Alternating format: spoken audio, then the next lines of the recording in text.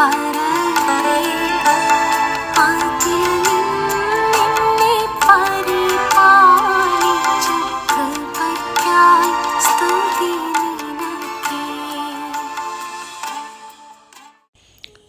വായിക്കുന്ന വേദപുസ്തക ഭാഗം പുറപ്പാട് 14 അധ്യായം 1 മുതൽ 31 വരെയുള്ള വാക്യങ്ങൾ. യഹോവ പിന്നെയും മോശയോട് കൽപ്പിച്ചത് എന്തെന്നാൽ, നിങ്ങൾ തിരിഞ്ഞു മിഗ്ദോലിനും കടലിനും മധ്യേ ബാൽസെഫോന് സമീപത്തുള്ള പീഹഹീരോത്തിനരികെ പാളയം ഇറങ്ങണമെന്ന് ഇസ്രായേൽ മക്കളോട് പറക. അതിൻ്റെ സമീപത്തു സമുദ്രത്തിനരികെ നിങ്ങൾ പാളയം ഇറങ്ങണം. എന്നാൽ അവർ ദേശത്ത് ഉഴലുന്നു, മരുഭൂമിയിൽ കുടുങ്ങിയിരിക്കുന്നു എന്ന് ഫറവോൻ ഇസ്രായേൽ മക്കളെക്കുറിച്ച് പറയും. ഫറവോൻ അവരെ പിന്തുടരുവാൻ തക്കവണ്ണം ഞാൻ അവൻ്റെ ഹൃദയം കഠിനമാക്കും. ഞാൻ യഹോവ ആകുന്നു എന്ന് മിസ്രയീമ്യർ അറിയേണ്ടതിന് ഫറവോനിലും അവൻ്റെ സകല സൈന്യങ്ങളിലും ഞാൻ എന്നെ തന്നെ മഹത്വപ്പെടുത്തും. അവർ അങ്ങനെ ചെയ്തു. ജനം ഓടിപ്പോയി എന്ന് മിസ്രയീം രാജാവിന് അറിവ് കിട്ടിയപ്പോൾ ജനത്തെ സംബന്ധിച്ച് ഫറവോൻ്റെയും അവൻ്റെ ഭൃത്യന്മാരുടെയും മനസ്സ് മാറി. ഇസ്രായേല്യരെ നമ്മുടെ അടിമവേലയിൽ നിന്ന് വിട്ടയച്ചു കളഞ്ഞുവല്ലോ, നാം ഈ ചെയ്തത് എന്ത് എന്ന് അവർ പറഞ്ഞു. പിന്നെ അവൻ രഥം കെട്ടിച്ച് പടജനത്തെയും വിശേഷപ്പെട്ട 600 രഥങ്ങളെയും മിസ്രയീമിലെ സകല രഥങ്ങളെയും അവയ്ക്ക് വേണ്ടുന്ന തേരാളികളെയും കൂട്ടി. യഹോവ മിസ്രയീം രാജാവെ ഫറവോൻ്റെ ഹൃദയം കഠിനമാക്കിയതിനാൽ അവൻ ഇസ്രായേൽ മക്കളെ പിന്തുടർന്നു. എന്നാൽ ഇസ്രായേൽ മക്കൾ യുദ്ധസന്നദ്ധരായി പുറപ്പെട്ടിരുന്നു. ഫറവോൻ്റെ എല്ലാ കുതിരയെയും രഥവും കുതിരപ്പടയും സൈന്യവുമായി മിസ്രയീമ്യർ അവരെ പിന്തുടർന്നു. കടൽക്കരയിൽ ബാൽസെഫോന് സമീപത്തുള്ള പീഹഹീരോത്തിന് അരികെ അവർ പാളയമിറങ്ങിയിരിക്കുമ്പോൾ അവരോട് അടുത്തു. ഫറവോൻ അടുത്തു വരുമ്പോൾ ഇസ്രായേൽ മക്കൾ തല ഉയർത്തി. മിസ്രയീമ്യർ പിന്നാലെ വരുന്നത് കണ്ട് ഏറ്റവും ഭയപ്പെട്ടു. ഇസ്രായേൽ മക്കൾ യഹോവയോട് നിലവിളിച്ചു. അവർ മോശയോട്, മിസ്രയീമിൽ ശവക്കുഴി ഇല്ലാഞ്ഞിട്ടോ നീ ഞങ്ങളെ മരുഭൂമിയിൽ മരിപ്പാൻ കൂട്ടിക്കൊണ്ടുവന്നത്?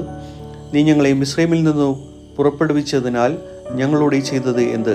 മിസ്രയീമ്യർക്ക് വേല ചെയ്യുവാൻ ഞങ്ങളെ വിടേണം എന്ന് ഞങ്ങൾ മിസ്രയീമിൽ വെച്ച് നിന്നോട് പറഞ്ഞില്ലയോ? മരുഭൂമിയിൽ മരിക്കുന്നതിനേക്കാൾ മിസ്രയീമ്യർക്ക് വേല ചെയ്യുന്നതായിരുന്നു ഞങ്ങൾക്ക് നല്ലത് എന്ന് പറഞ്ഞു. അതിന് മോശെ ജനത്തോട്, ഭയപ്പെടേണ്ട, ഉറച്ചു നിൽപ്പിൻ. യഹോവ ഇന്ന് നിങ്ങൾക്ക് ചെയ്യുവാനിരിക്കുന്ന രക്ഷ കണ്ടുകൊള്ളുവിൻ. നിങ്ങൾ ഇന്ന് കണ്ടിട്ടുള്ള മിസ്രയീമ്യരെ ഇനി ഒരു നാളും കാണുകയില്ല. യഹോവ നിങ്ങൾക്ക് വേണ്ടി യുദ്ധം ചെയ്യും, നിങ്ങൾ മിണ്ടാതിരിപ്പിൻ എന്ന് പറഞ്ഞു. അപ്പോൾ യഹോവ മോശയോട് അരുളി ചെയ്തു, നീ എന്നോട് നിലവിളിക്കുന്നത് എന്ത്? മുമ്പോട്ട് പോകുവാൻ ഇസ്രായേൽ മക്കളോട് പറക. വടിയെടുത്തു നിന്റെ കൈ കടലിന്മേൽ നീട്ടി അതിനെ വിഭാഗിക്ക.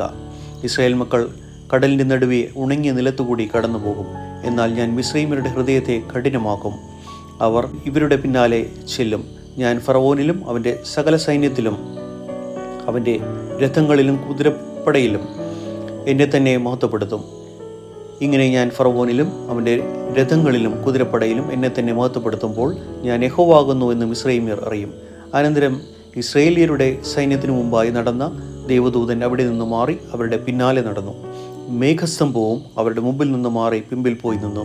രാത്രി മുഴുവനും മിസ്രയീമ്യരുടെ സൈന്യത്തിനും ഇസ്രായേല്യരുടെ സൈന്യവും തമ്മിൽ അടുക്കാതെ വണ്ണം അത് അവരുടെ മധ്യേ വന്നു. അവർക്ക് മേഘവും അന്ധകാരവും ആയിരുന്നു, ഇവർക്കോ രാത്രിയെ പ്രകാശമാക്കി കൊടുത്തു. മോശെ കടലിന്മേൽ കൈ നീട്ടി. യഹോവ അന്ന് രാത്രി മുഴുവനും മഹാശക്തിയുള്ള ഒരു കിഴക്കൻ കാറ്റുകൊണ്ട് കടലിനെ പിൻവാങ്ങിച്ചു ഉണങ്ങിയ നിലം ആക്കി. അങ്ങനെ വെള്ളം തമ്മിൽ വേർപിരിഞ്ഞു. ഇസ്രായേൽ മക്കൾ കടലിൻ്റെ നടുവിൽ ഉണങ്ങിയ നിലത്തുകൂടി നടന്നുപോയി. അവരുടെ ഇടത്തും വലത്തും വെള്ളം മതിലായി നിന്നു. മിസ്രയീമ്യർ പിന്തുടർന്നു.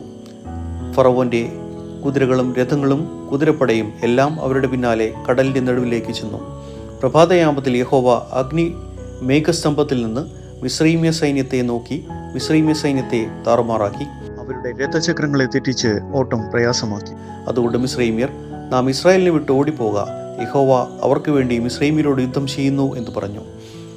അപ്പോൾ യഹോവ മോശയോട്, വെള്ളം മിസ്രയീമ്യരുടെ മേലും അവരുടെ രഥങ്ങളിന്മേലും കുതിരപ്പടയുടെ മേലും മടങ്ങി വരേണ്ടതിന് കടലിന്മേൽ കൈനീട്ടുക എന്ന് കൽപ്പിച്ചു. മോശെ കടലിന്മേൽ കൈനീട്ടി. പുലർച്ചയ്ക്ക് കടൽ അതിൻ്റെ സ്ഥിതിയിലേക്ക് മടങ്ങി വന്നു. മിസ്രയീമ്യർ അതിനെതിരായി ഓടി. യഹോവ മിസ്രയീമ്യരെ കടലിൻ്റെ നടുവിൽ തള്ളിയിട്ടു.